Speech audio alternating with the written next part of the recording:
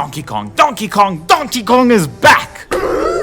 Donkey Kong is one of the greatest platforming franchises ever made, an all-you-can-eat buffet of meticulously crafted video games, symphonic soundtracks, bustling atmospheres, and vibrant, striking levels that have told visual stories through attention to detail time and time and time again. Every game, every cartridge feels like it's home to a living and breathing world. And with Bananza, Nintendo has built a kaleidoscopic jungle gym for Donkey Kong to go ape mode.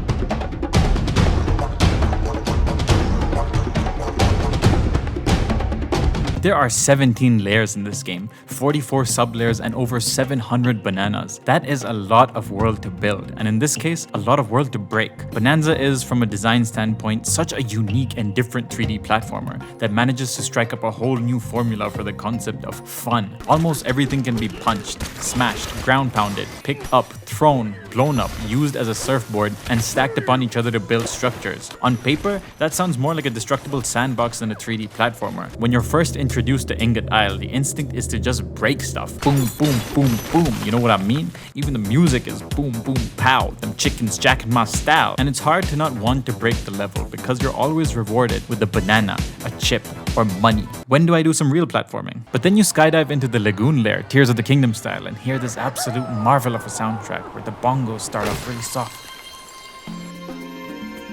A little boom, boom, boom. A baby boom, boom, boom.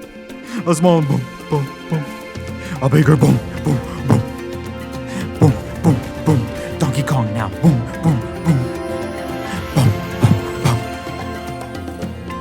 Damn, right on cue, the feeling of wonder starts to take hold. The world opens up and Bananza starts to get really fancy here, mixing in slick platforming without taking away from your curiosity. You are free to break as you see fit, but look at all this other stuff. Hidden tunnels, waterways, challenge levels, a monkey village. Come on! The music is so upbeat with an awe-inducing whimsicality, setting the tone for what to expect in the areas to come, but inviting you to stay as long as you like and mess around with the game's mechanics. I spent 3 hours here alone just breaking rocks and collecting fossils and bananas. The lagoon lair serves the same purpose as Fossil Falls in Mario Odyssey, a teaser area where you feel the need to explore absolutely every nook and cranny of the level, going from islands in the sky to a submerged landmass down below. Beautiful area. In Mario Odyssey, every aspect of the level design and moon placement is very deliberate and purposeful, allowing Mario to elegantly move around like a gymnast breezing through American Ninja Warrior. And when you get the moon, it's like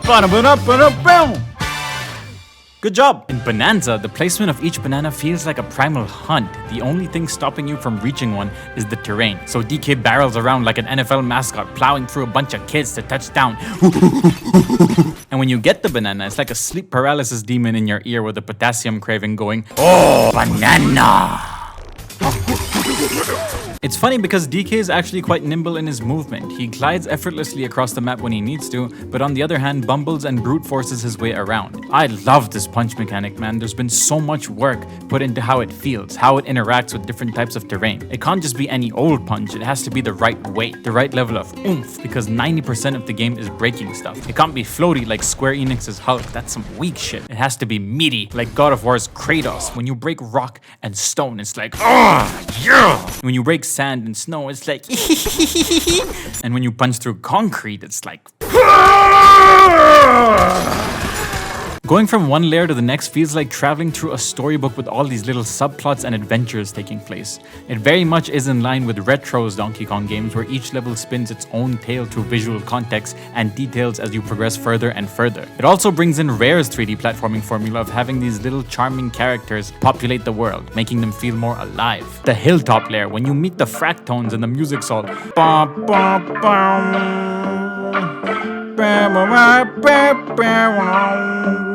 I love beating these guys up, it's so satisfying. Listen to the sound it makes. The canyon lair is this cool mining themed area with tunnels and trenches and DK's minecarts. The deeper you go, the more you uncover Void Kong's illegal mining operations. The freezer lair starts off cold, distant, alone. Hello? Tropical freeze. Then you meet the zebras and they're making chocolate lava ice cream, bruh. They need help making ice cream, bruh. The forest layer takes you to the incredible 5-star eggshell hotel, complete with room service, but you can't swim in the water because it's all poisonous. So you go to the resort layer and swim there, maybe eat some gigantic fruit and pick up a piece of rainbow platform to go Donkey Kong Bananza, just like Mario Odyssey, revels in its rich sense of variety. Every layer feels like a winner, even the super short ones. And I love comparing and contrasting what feels similar to Odyssey's kingdoms. The aforementioned resort layer brings in the same ambience as Bub Lane. The pitfall layer is as bizarre feeling as the Lost Kingdom. Luncheon Kingdom was one of my favorites in Odyssey, so it's no surprise that the obvious crown jewel in Bananza is the feast layer. I felt so hungry playing through this. I was like, burger! Big burger! There's a haunted house, a French fry oil love tunnel.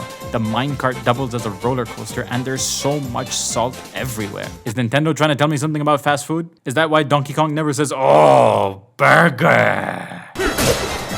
Groove layer, you better schmoove layer, is this incredible area devoid of sound. So you have to go into these different sections to bring back the beat, which is like. And then you add the bass, so the sound is now like. Before finally topping it off with the melody, so you get the whole thing together and it turns into a rave, and it's like... No! Turn it off! Let me put on some real music. Yeah!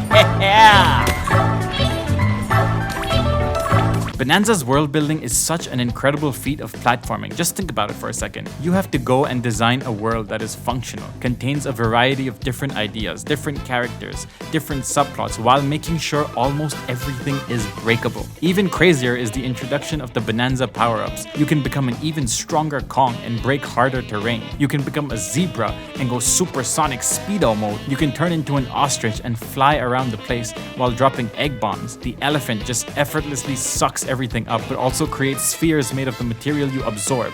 The snake jumps really high and slows down the passage of time. And to be able to balance all of that on top of everything else, you can play hide and seek. You can do a little Quizmaster game. You can reunite baby Fractones to the big one. There are so many secrets, so many callbacks. Cranky Kong is always hiding around with Rambi, just like Captain Toad in Odyssey. And without spoiling anything, Bananza also delivers one of the greatest finales in video game history. If I was a developer for this game, I would never shut the fuck up about it. I'd be on every interview just answering questions going, "Oh, banana!" and punch the reporter in the face. Seriously, man, how can you not be playing this game right now? There is so much love in here, so much passion, so much raw emotion. You cannot be a fan of 3D platformers and Wreck-It Ralph and ignore this game. I'm telling you right now, the king of the jungle is back, and he's here to go bananas.